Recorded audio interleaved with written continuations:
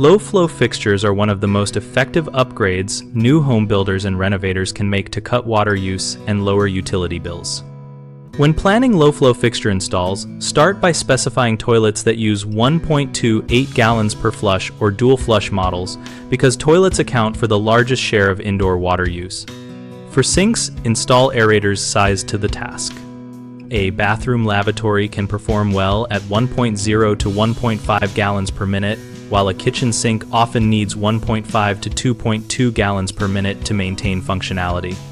Choose low-flow shower heads rated at 2.0 gallons per minute or lower, and prefer models with high-pressure nozzle designs so the user experience does not feel compromised.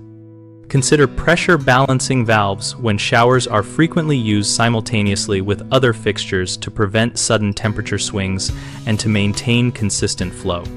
Prioritize products certified by WaterSense since that label indicates independent testing for efficiency and performance and can simplify rebate eligibility with local utilities. Finally, coordinate fixture selection with the plumbing layout.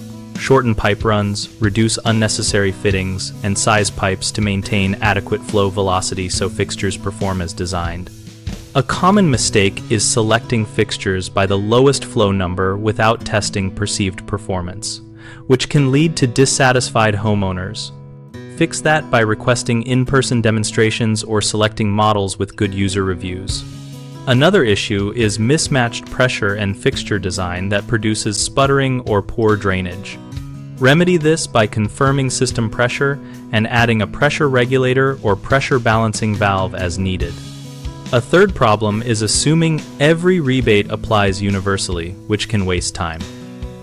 Check local utility program requirements early and choose WaterSense certified models when possible to increase the chance of qualifying. We run bighomeprojects.com, where we help homeowners find trusted local contractors and allow contractors to connect with new work opportunities.